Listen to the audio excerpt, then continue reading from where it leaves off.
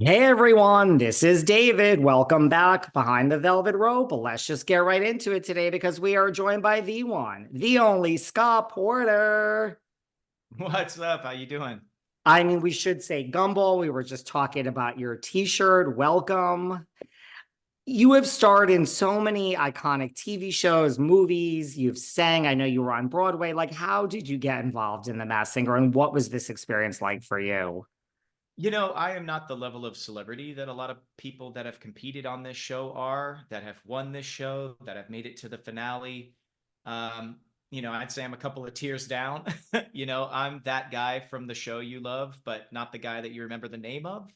And so I never expected to get a phone call, but I guess I sang God Bless the Broken Road by Rascal Flatts at a charity event to raise money to keep arts alive in schools in Los Angeles. And somehow that video got passed along, and a producer saw it and said, let's get him on the show. This is what the show's about. Like, nobody knows that Jason Street sings. That is crazy.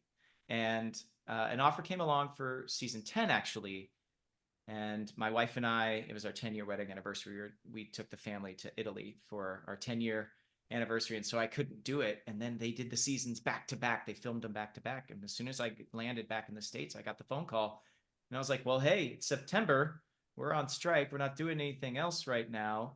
And luckily, the strike was over pretty quickly. But this continued into, um, you know, finishing out the fall for me. So it was just the serendipitous, I suppose, that somehow someone saw me singing and somehow I wasn't working at the time. So that's, I guess, how it all happened. Are people shocked? Because like I said, you've been in so many iconic TV shows, but you've been on Broadway, you have sang on film before, but are people truly shocked and find out that you can sing? They are. There have been so many reactions that I've been seeing and so much support from fans of the show and fans of mine that are constantly saying, "Oh my gosh, I never knew such and such could sing." Now, people who watched Hart of Dixie knew I sang a little bit, but nothing at all like this. And people who have seen me in movies here or there where I performed like The To-Do List or Music and Lyrics, they have knowledge that I have a little bit of a musical background, but um, I don't know. I didn't know that I could sing Kelly Clarkson and Whitney Houston and the Chicks and Cher. And I mean, geez, they gave me just a murderous row of talent to try and sing on that stage. They really challenged me, and so I think I discovered some things about myself. I don't think it was just people out there were surprised. I mean, at the end of the day, I think I was a little surprised too. I mean, you talked about that in all of your, a lot of your clue packages and even in the finale. I mean, we had like even past seasons, we had legendary singers go home before the finale. We had Velma Houston go home last week. She's a legendary singer. Like, Yeah. I mean, are you as shocked as you led on through all these clues all season? That, I mean, the finale, that's pretty major. Yeah, I mean, starting where I came from in episode one, being put in the bottom two was a very humbling place to have to start from. I mean, again, singing Kelly Clarkson, you know, in a song that was kind of chosen for me because of the format of that night, right? Wizard of Oz, we had to do something that fit into that theme. And it wasn't until Wayward Son that, okay, this is a song that I really truly chose.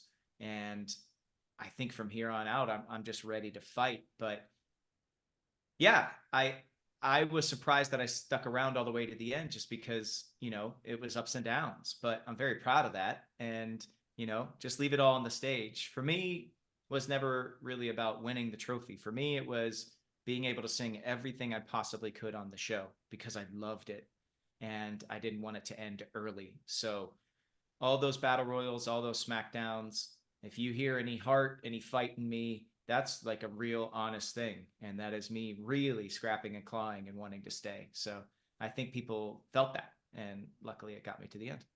Did you, because I know you sang in an a cappella group in college and I know you won Star Search, like, did you come to Hollywood to initially be a singer? Was that your plan? It was very funny. I did an off-Broadway show. I auditioned and was in the final two for Tarzan.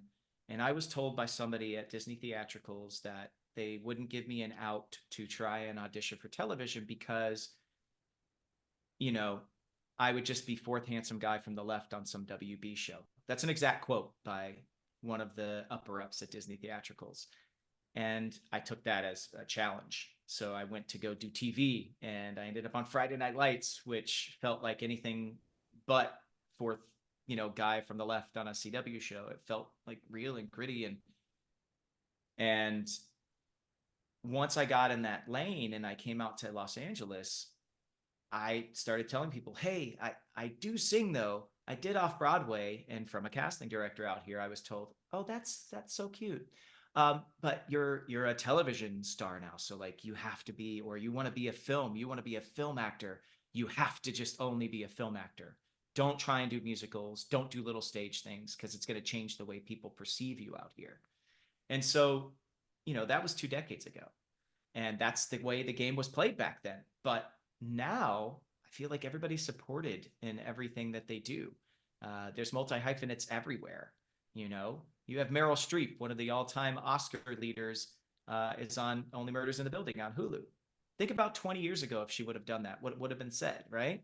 The world has changed. So doing Masked Singer for me was just a reminder of, oh man, I can really do this stuff that people told me to put away for so long. And now that I'm here and I'm able to do it, like this is a door I want to stay open. I want to have this be another thing I'm known for.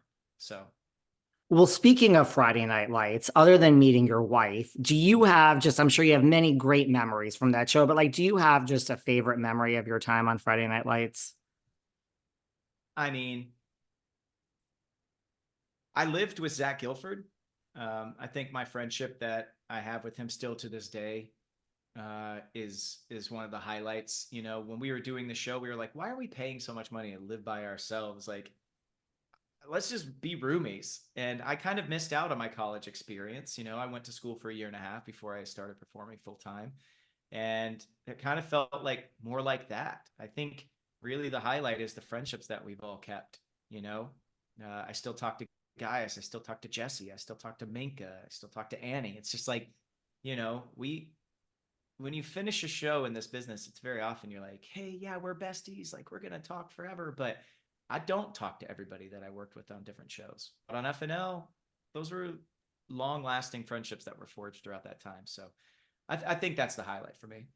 Yeah, it's like you come together, you do a project, you mean it, you want to keep in touch, but no harm, just business gets in the way and life gets in the way, and you're like, we just haven't kept in touch. Yeah. What was working on The Good Wife like for you? Oh, man. Well, when I did Friday Night Lights, we were very unorthodox in the way that we worked, the way that we filmed. No marks, no rehearsals, get off the page, don't stay true to the words on the script. And that's the writers just would demand that of us. We want to hear it in your words now. We want you to continue to push down that road. And our writers were brilliant and very often